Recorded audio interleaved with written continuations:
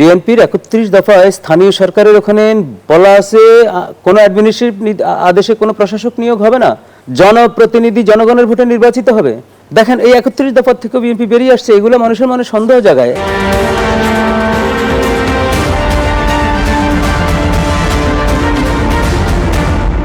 রাজনীতি মানুষের জন্য আর একটি রাষ্ট্রের চালিকা শক্তি হলো সেই রাজনীতি। দেশকে যদি আমরা একটি গাড়ির সঙ্গে তুলনা করি তবে রাজনীতি হলো তার ড্রাইভিং সিট।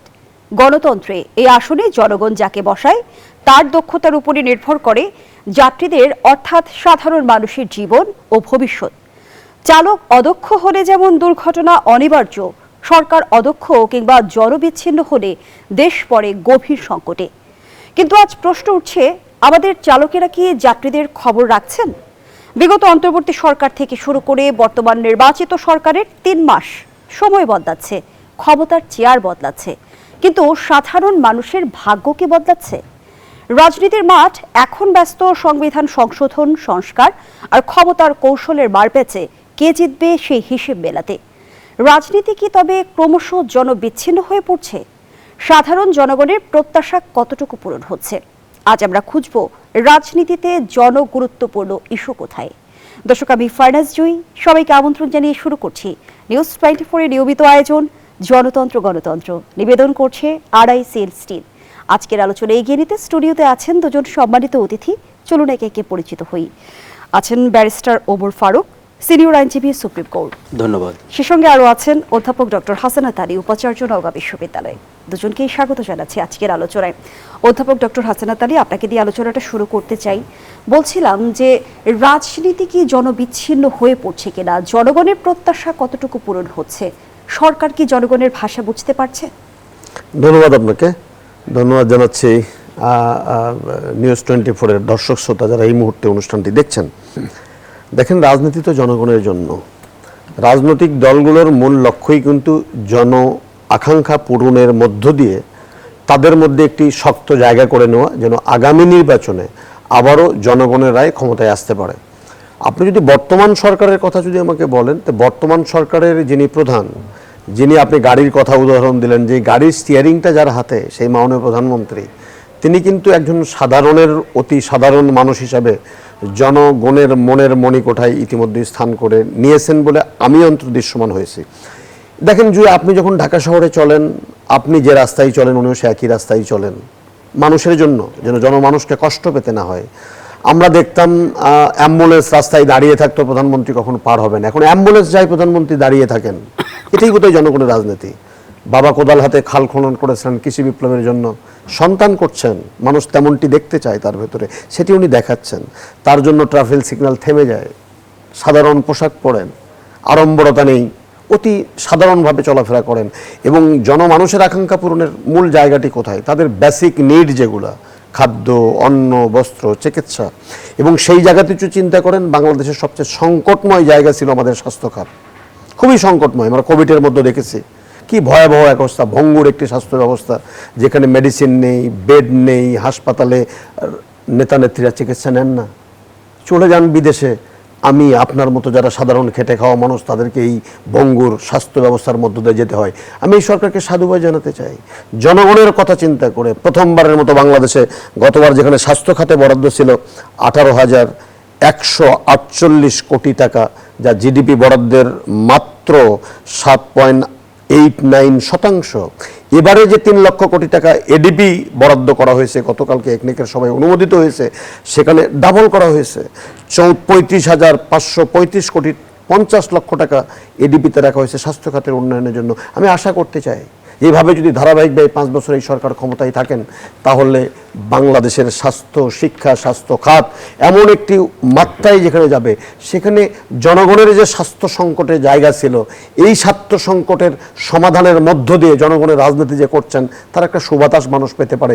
শিক্ষা জাতির মেরুদণ্ড, দুঃখজনক হলে সত্য, স্বাধীনতার 53 বছর দাঁড়িয়ে আমরা বলতে হয় এখনও জিডিপির দুইয়ের ঘর আমরা স্পর্শ করতে পারিনি। সেবার গতবারে যে বরাদ্দ ছিল, আমি দেখছিলাম বরাদ্দ ছিল 28,557 কোটি টাকা এডিপিতে বরাদ্দ ছিল। এবার সেটা প্রায় দ্বিগুণ করে 47,591 কোটি 12 লক্ষ টাকা যা প্রায় জিডিপির বরাদ্দের 15.86%, গতবার যেটা ছিল 12.42%। এই যে মেজর দুটি খাত, আপনার আমার সন্তান টাকা নেই, বিদেশে পড়াতে পারি না, বাংলাদেশের স্কুলে পড়ে, দামি স্কুলে পড়াতে পারে না, যারা আমাদেরকে খাদ্য দেয় যে কৃষকরা।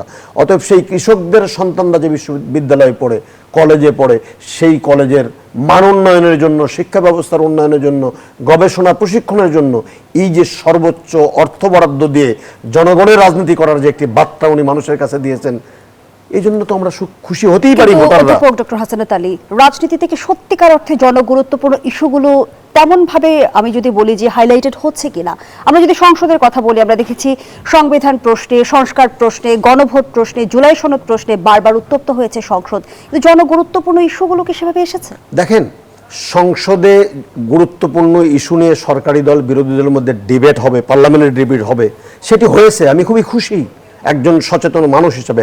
গত 18 বছরে কোন নেতার স্তুতি বাক্য পাঠ করা হয়েছে, কোন নেতার মুন্ডুৎপাত করা হয়েছে, ভালো কিছু আমাদের সন্তান না আমরা দেখিনি। অন্তত এবারে অন্তত দেখলাম যে head to head, neck two নেক যে লড়াইটি, সেই লড়াইটা আমরা দেখেছি, যুক্তির লড়াই, বুদ্ধিদীপ্ত লড়াই, পার্লামেন্টারি ডিবেটের লড়াই। এর মধ্যে দিয়ে ভালো কিছু হয়নি, হয়েছে তো। আমাদের তেল সমস্যার সমাধানের জন্য সর্বদলীয় কমিটি আমরা করতে পেরেছি। আমরা এই যে জুলাই সনদ বাস্তবায়নের জন্য যে 4টি বা 8টি আইন, আমরা 4টি আইন আমরা পাশ করলাম না, টার্ন ডাউন করে দিলাম, তার অধিকতর উন্নয়নের জন্য নতুন করে কি আইন প্রণয়ন করা যায় তার জন্য সর্বদলীয় কমিটি, সমস্ত রাজনৈতিক দলগুলা রাজি হলো। এটা কি জনগুরুত্বপূর্ণ ইস্যু নয়? জনগণের আকাঙ্ক্ষা নয়? সর্বদলীয় কমিটি যেমন হচ্ছে, আবার রাজপথে কর্মসূচিও সমান তালে চলছে।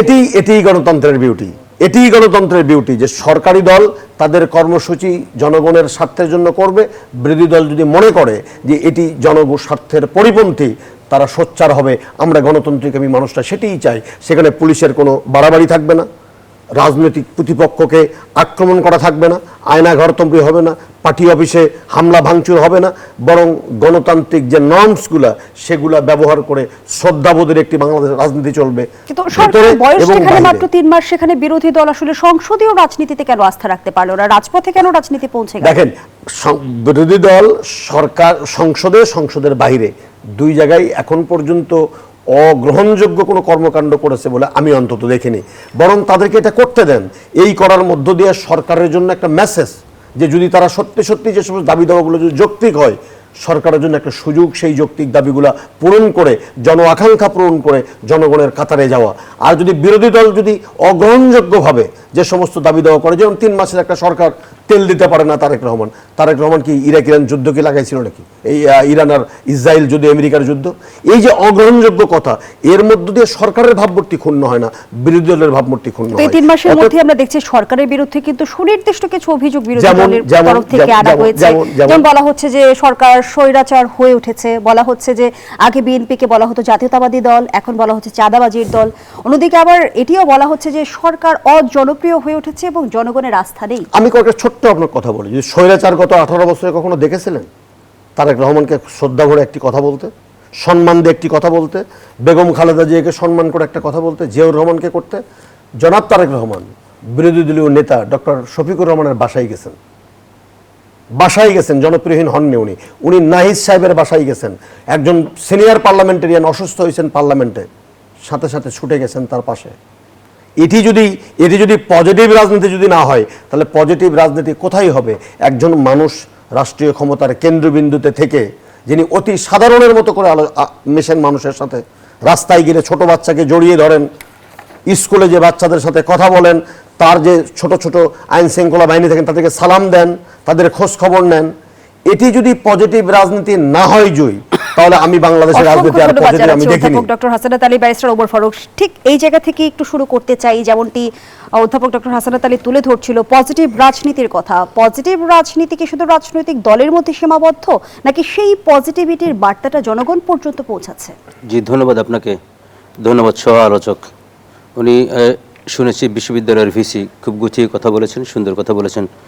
হ্যাঁ, উনি রাইটলি বলেছেন যে সংসদীয় গণতন্ত্র, সংসদে তর্ক হবে, বিতর্ক হবে, কুতর্ক হবে, অতটুকু পর্যন্ত, যতটুকু পর্যন্ত একটা শালীনতা যাতে বজায় থাকে, মানুষের কাছে ওই ঝগড়াঝাড়ি রং মেসেজ না যায়, সবই ঠিক আছে। আপনার প্রশ্ন ছিল যে আমাদের সংবিধানে আমরা জুলাই সনদ, আমরা সংবিধান সংস্কার ইত্যাদি নিয়ে আমরা কিন্তু অনেক কাল অনেক সময় নষ্ট করেছি, দ্যাটস ট্রু। আমাদের সংসদে এত সময় নষ্ট করার দরকার ছিল না, এগুলো সেটেলড ইস্যু।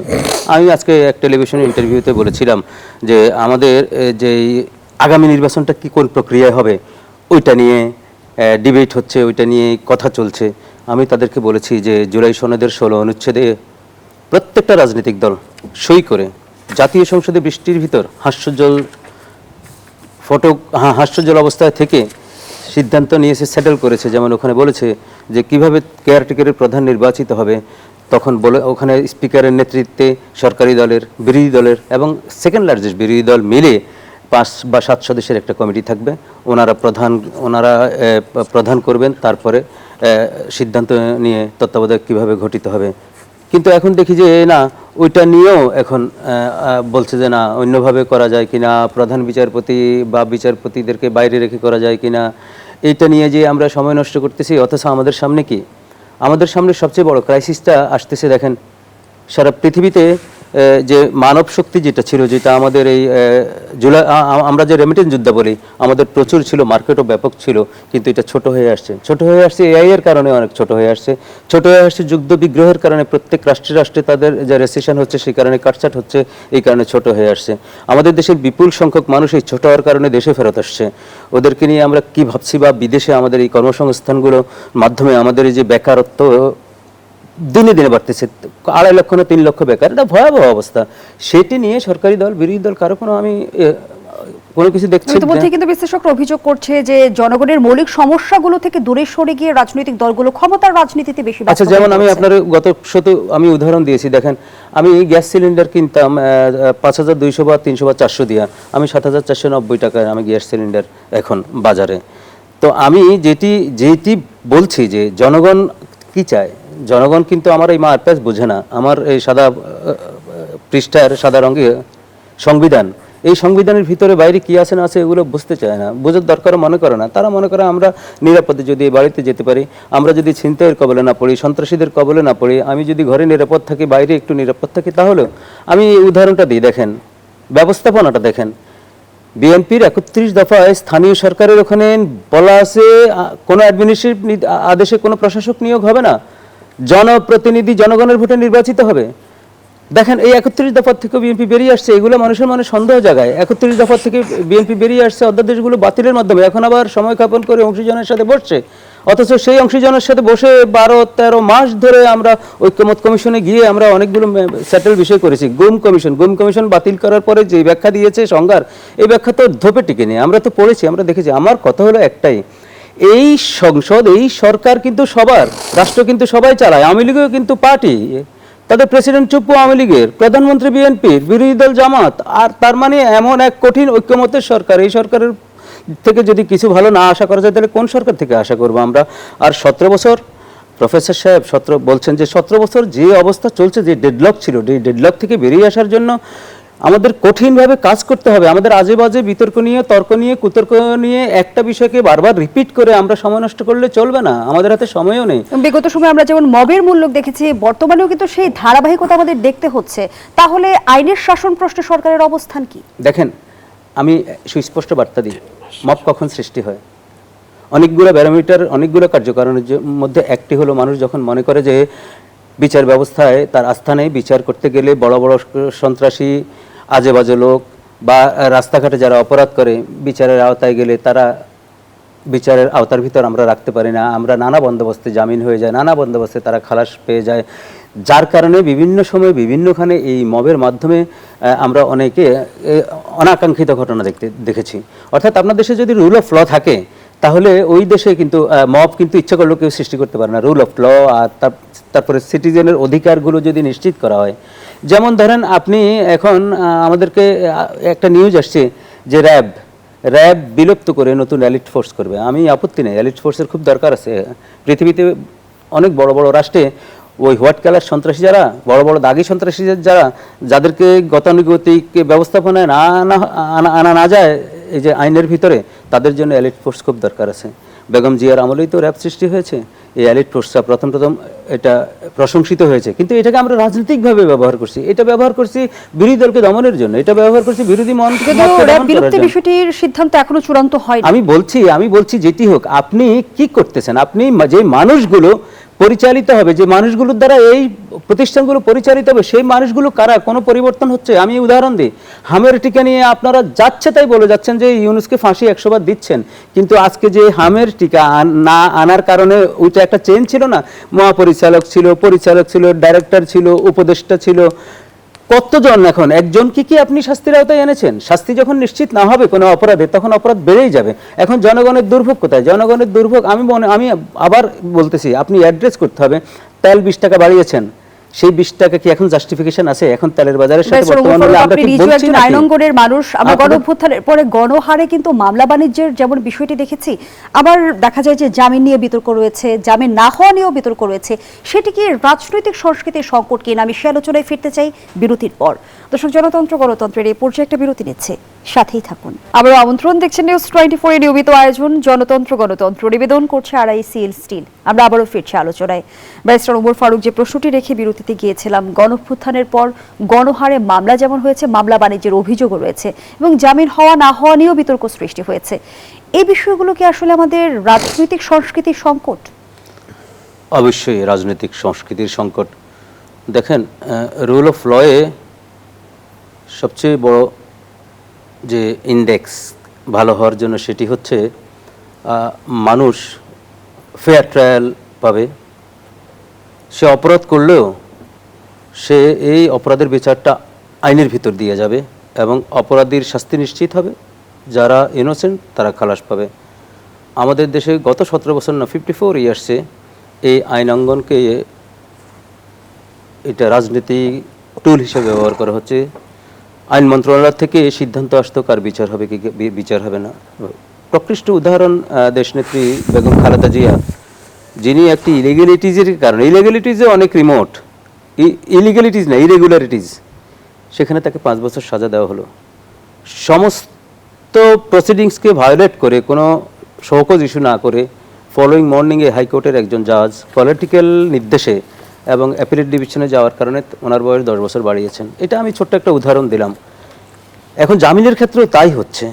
যেমন এই জামিন বাণিজ্য যেটা আমরা বলে আসছি, সেটি করে হাই আফসরা, যারা গভর্নমেন্টে থাকে তারা, অর্থাৎ তাদের চোখের ইশারায় কার জামিন হবে কি হবে না। যেমন একটা উদাহরণ দিই, সাধারণ মানুষ অনেক দিন ধরে কারাগারে আছে যে একই মামলায়। সাবের হোসেন চৌধুরী থাকতে হয়েছে 2 দিন বা 1 দিন, শিরিন শারমিনের থাকতে হয়েছে 2 দিন বা 1 দিন। এগুলা খুব বাজে ইন্ডিকেশন দেয়। ইন্ডিকেশন কি দেয়? মনে করে যে এটা ভিতরে একটা বন্দোবস্ত হয়েছে, যার কারণে তারা জামিন পেয়ে যাচ্ছে। অথচ একই মামলায় যার সিরিয়াল FIR-এ 80 তার জামিন হয় না, যার 1 তার জামিন হয়ে গেছে। তো এগুলা যদি যতক্ষণ পর্যন্ত আমরা অ্যাড্রেস না করতে পারবো, যতক্ষণ পর্যন্ত একদম আইনটা কি ইকুয়ালিটি, আমাদের সংবিধানের আর্টিকেল 27-এ ইকুয়াল ট্রিটমেন্ট পাবে, 31-এ আইনের সম অধিকার সবাই পাবে, এই তো এক্স্যাক্টলি কি আমরা পাচ্ছি না? আমরা এখনো তো দেখি, ছোট্ট উদাহরণ দিই, রাস্তার উল্টো পাশ দিয়ে বড় হাই আফসদের গাড়ি নতুন হর্ন দিয়ে তারা চলে যায়, তাদেরকে কেউ ঠেকাতে পারে না। আমি উদাহরণ দিই, আইন দেখেন কিরকম। সিটি কর্পোরেশন, ওখানে প্রশাসক চালায়, জনপ্রতিনিধি না নির্বাচিত। একটি ভালো কাজের উদ্যোগ নিল ডিএমপি সহ, যে ফুটপাথকে মানুষের হাঁটার জায়গা করে দিবে। এটা হাঁটার জায়গার জন্যই করা হয়েছে। অবৈধ দখলদারদার চোখের সামনে, থানার সামনে তারা করে যাচ্ছে। তাদেরকে যখন পরিষ্কার করে দিল, মানুষ কি খুশি হলো যে না, সরকারের সক্ষমতা তো এগুলোই, সরকার সক্ষম এগুলোই তো হবে জনদুর্ভোগ দূর করার জন্য। 1 সপ্তাহ পরে দেখা গেল যে ওইটা নতুন করে বন্দোবস্ত দেওয়া হচ্ছে, অর্থাৎ নতুন করে টাকা পয়সার লেনদেনের মাধ্যমে এটা হচ্ছে। কারণ বাজারের এমপি বলছে যে 60 লাখ টাকা প্রতিদিন শুধু মুরগির কেনাবেচার থেকে হয়। কারণ বাজারের চাঁদাবাজি তো একদম সার্বজনীন। এটা তো আর এই আপনাদের একজন সাংবাদিক লাঞ্ছিত হয়েছে গত সপ্তাহের আগে হাবিব নামে, শুধু নিউজ করার কারণে। আমি সেইটা পর্যন্ত আমি অ্যাড্রেস করে হিট করে এটা বন্ধ করতে পারিনি। আমার সরকারের সক্ষমতা আমি কি দিয়ে প্রমাণ করবো? সংসদে চিৎকার করে নয়। আজকে যদি ধরেন এই চাঁদাবাজিগুলো যদি পরিবহন সেক্টরে বলেন, এই পাইকারি বাজারে বলেন, যদি নিয়ন্ত্রণ করতে, তাহলে যদি সবজির কেজি যদি 2 টাকা কম হতো, সাধারণ মানুষ উপকৃত হতো। তারপরে ওখানে যদি মাছটা যদি তাড়াতাড়ি আসতো, মাছের উপর যদি পণ্য পরিমাণে চাঁদাবাজি কম হতো, মাছের দামটা আমি কম পেতাম, গরুর দাম কম পেতাম। আজকে এখন দেখেন ইজারা নিয়ে, হাটগুলো নিয়ে কত রক্তক্ষয়ী সংঘর্ষ হচ্ছে। অর্থাৎ আমি এই যে বলছি পাবলিক ইন্টারেস্টের কথা বলছেন, সংসদে ওই আলোচনার থেকে পাবলিকলি যেই দুর্ভোগগুলো, ওগুলো তো আলোচনা হচ্ছে না। আলোচনা হচ্ছে, তারপরে দেখেন আমাদের দেশে এখন 18 কোটি 20 কোটি হয়ে যাচ্ছে। এই 20 কোটি লোক আগামী 2 বছর বা 5 বছরে তাদেরকে আপনি তাদের যে ম্যান পাওয়ার গুলা, আপনি বেকার গুলা, তা কিভাবে অ্যাড্রেস করবেন সে নিয়ে তো সংসদে আলোচনা হয়নি এখন পর্যন্ত। ধন্যবাদ জানাচ্ছি অধ্যাপক ডক্টর হাসানাত আলী, যে বিষয়গুলো ব্যারিস্টার ওমর ফারুক তুলে ধরছিল। তবে কি আমাদের রাজনীতির বলয়ে আমরা মুখোশের এক ধরনের বৃত্তে আবর্তিত হচ্ছি? দেখা যায় যে অপসংস্কৃতিগুলো থেকে যাচ্ছে, মুখোশ বদলাচ্ছে, বিষয়টি কেমন? দেখেন, উনি যে সমস্ত সমস্যার কথাগুলো তুলেছেন, এগুলো তো অস্বীকার করার কোনো ক্ষমতা নেই বা কোনো সুযোগও নেই। এই কোরবানির গরু হাটকে কেন্দ্র করে পেপার পত্রিকায় যে সমস্ত বন্দোবস্তের কথাগুলো আমরা দেখছি, সেটি যে কোনো জনপ্রিয় সরকার, শুধু এই সরকার কেন, যে কোনো জনপ্রিয় সরকারের জনপ্রিয়তা প্রশ্নবিদ্ধ করার জন্য যথেষ্ট। নিশ্চয়ই যে সরকারের প্রধান দীর্ঘদিন নির্বাসিত জীবন যাপন করতে বাধ্য হয়েছিলেন, যে দলটি ক্ষমতায়, সেই দলটির অগণিত নেতাকর্মী হারিয়ে গেছেন, কোনোদিন ফিরে আসবেন না। যে বিরোধী দল পার্লামেন্টে অন্তত 2 জন সংসদ সদস্য যারা গুম হয়ে গেছিলেন, সরকারি দলের একজন, বিরোধী দলের একজন স্বরাষ্ট্রমন্ত্রী, তিনি জানেন গুম হলে তার পরিবারের কী অবস্থা হয়। তো এই সমস্ত জানার পরেও যদি এই কর্মকাণ্ডগুলো যদি চলমান থাকে দেশে, তো মানুষের মধ্যে কষ্টবোধ বাড়ে, সামাজিক অনাচার বাড়ে, এগুলা বন্ধ হওয়া দরকার। এবং বন্ধ যদি না হয়, তো গত 18 বছর যে সমস্ত অপকর্মের জন্য আমরা কথা বললাম, সোচ্চার থাকলাম মাঠে, যে অপরাজনীতির শিকার হলো বিএনপি, সেই রাজনীতির যদি পুনরাবৃত্তি তৃণমূল পর্যায়ে যদি ঘটতে থাকে, আমি বলছি না সেই মাত্রায় ঘটছে, এখন তো কাউকে অন্তত ধান খেতে ঘুমাতে হয় না, পাট খেতে ঘুমাতে হয় না, আয়না ঘরে থাকতে হয় না, এটা তো একটা স্বস্তির জায়গা। তবে যেগুলো ভাই উত্থাপন করলেন, এগুলো না হলে জনমনে আরও স্বস্তি হতো, এই সরকার আরও বেশি জনপ্রিয়তা হতো, এবং এই সরকার জনবান্ধব এবং জনমুখী সরকার হওয়ার একটা জায়গায় চলে যেত। তবে তাদের উদ্যোগকে আমি সাধুবাদ জানাই, তাদের পজিটিভ উইলটাকে আমি অ্যাকসেপ্ট করতে চাই, বা আমি এটাকে প্রশংসা করতে চাই, কারণ 3 মাস একটি সরকারের জন্য যথেষ্ট সময় নয় সমালোচনা করার জন্য। সংকট আসছে, সংকট নিয়ে আমরা আলোচনা করছি, মাননীয় প্রধানমন্ত্রী, মন্ত্রী পরিষদ, কে না মামলার শিকার হয়েছেন, কে না হয়রানির শিকার হননি, কে না জামিন নিয়ে জুলুমের শিকার হননি। ইভেন একজন মানুষ লন্ডনে আছেন, দেশে মামলা হয়েছে, উনি ফিরে এসে কাগজপত্র দেখিয়েছেন, একজন মন্ত্রী পরিষদের সদস্য, আমার বগুড়াই বাড়ি, ওনাকে জামিন দেওয়া হয়নি, জেল খাটায় পাঠানো। আমি যখন নিজের কথা বলি, রাজশাহী বিশ্ববিদ্যালয়ের শিক্ষকতা করি, আমি ক্লাসে, বগুড়ায় আমার বিরুদ্ধে মামলা। এই যে অনাচারগুলো, সেই অনাচার তো এখন নেই, সেই অনাচারগুলো হচ্ছে না, রাষ্ট্রীয়ভাবে সেগুলোকে পৃষ্ঠপোষকতা দেওয়া হচ্ছে না। এই জায়গাটা, এই যে স্বস্তিদায়ক একটা অবস্থা তৈরি হচ্ছে, আমি মনে করি যে সরকার সেই পথেই হাঁটবে, যে পথে হাঁটার কারণে শেখ হাসিনাকে পালিয়ে যেতে হয়েছে দেশে, সেই পথে সরকার হাঁটবে না, বরং সেই পথে হাঁটবে যে পথে হাঁটলে বেগম খালেদা যখন চিকিৎসার জন্য লন্ডনে যান, হাজারো মানুষ রাস্তায় দাঁড়িয়ে থাকে, লক্ষ কোটি মানুষ জনাব তারেক রহমানকে এয়ারপোর্ট থেকে বিরচিত সম্বর্ধনা দেন। নিশ্চয়ই যখন তাকে হুমকি ধামকি দেওয়া হয়, বিভিন্ন জন অল্প বয়স্ক মানুষজন কটূক্তি করেন, তাদেরকে শুধু এতটুকু বলতে চাই যে একজন প্রধানমন্ত্রী তৈরি হতে যে অবিচার, যে জুলুমের শিকার হয়েছেন, সেই জুলুমের পুনরাবৃত্তি এই বাংলাদেশে হোক, সেই হিংসার রাজনীতি এই বাংলাদেশে চালু হোক, এটি বোধহয় 24 জুলাইয়ের পরে কারোই কাম্য হওয়ার কথা নয়, কারোই উচিত নয়। সামাজিক যোগাযোগ মাধ্যমের অতি পরিচিত একটি শব্দ হচ্ছে বট বাহিনী। হয়তোবা আপনি কিংবা ব্যারিস্টার ওমর ফারুক কিংবা হয়তোবা আমিও প্রত্যক্ষ বা পরোক্ষভাবে এই বাহিনীদের আক্রমণের শিকারও হয়েছি। এর শক্তির উৎস কি আসলে? কার শক্তিতে বটবাহিনী এতটা বলিয়ান? আমি সেই আলোচনায় ফিরতে চাই। আবারও বিরতির সময় হয়েছে। দর্শক, জনতন্ত্র গণতন্ত্রের এই পর্যায়ে আবারও বিরতি নিচ্ছে, সাথেই থাকুন। আবারও আমন্ত্রণ, দেখছেন নিউজ 24 নিয়মিত আয়োজন জনতন্ত্র গণতন্ত্র, নিবেদন করছে RICL স্টিল। আমরা আবারও ফিরছি আলোচনায়। অধ্যাপক ডক্টর হাসানাত আলী, যেমনটি বলছিলাম, সামাজিক যোগাযোগ মাধ্যমের একটি পরিচিত শব্দ বট বাহিনী, যে বাহিনীর দ্বারা আমরা প্রত্যক্ষ কিংবা পরোক্ষভাবে অনেকেই আক্রমণের শিকার হয়েছে। এই বট বাহিনী আসলে কারা? তাদের কি উদ্দেশ্য? তাদের শক্তির উৎসই বা কোথায়? দেখেন, তাদের শক্তির উদ্দেশ্য, তারা কারা, এই বিষয়গুলা খুঁজে দেখা খুবই জরুরি। নিরপরাধ মানুষ, সাইবার বুলিং বলেন, মেয়েদেরকে হ্যারাসমেন্ট বলেন, যারা বিভিন্ন জায়গায় আছে তাদেরকে পরিকল্পিতভাবে তাদের চরিত্র হনন করা বলেন, এবং সুসংগঠিতভাবে তারা করে।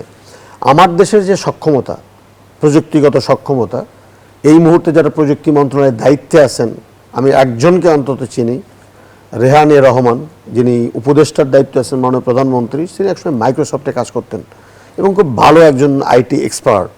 আমি আজকে এই টক শোটা উনি দেখবেন কিনা আমি জানি না, আমি শুধু এতটুকু বলতে চাই, আমাদের সামাজিক শৃঙ্খলা, সামাজিক বন্ধন এবং আমাদের আত্মমর্যাদা এটাকে দারুণভাবে নষ্ট করছে এবং আমাদের মধ্যে হানাহানি, সংঘাত এবং মব কালচারও কখনো কখনো উস্কিয়ে দিচ্ছে এই বট বাহিনী।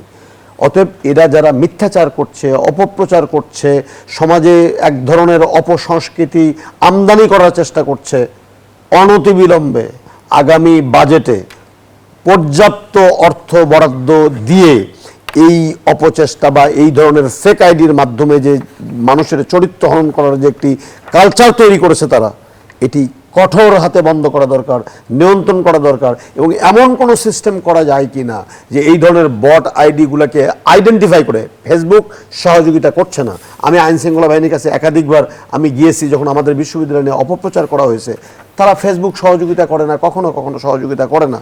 যদি ফেসবুক সহযোগিতা না করে তাহলে নিশ্চয়ই এমন কোনো মেশিনারিজ বা মেকানিজম নিশ্চয়ই আছে এদেরকে নিয়ন্ত্রণ করার জন্য। কারণ আমাদের সামাজিক সংস্কৃতি রক্ষা করার জন্য বা আমাদের মধ্যেকার যে চিরায়িত যে কালচার বাঙালিদের, বাংলা ভাষাভাষী মানুষের মধ্যে, সেটাকে নষ্ট করার জন্য যারা অপতৎপরতায় লিপ্ত হয়েছিল, তাদের পেছনে কত শক্তি আছে আমি সেটা দেখতে চাই না। বরং রাষ্ট্রের শক্তির চেয়ে এই সমস্ত অপপ্রচারকারীদের শক্তি কখনো বড় হতে পারে না বা শক্তিশালী হতে পারে না।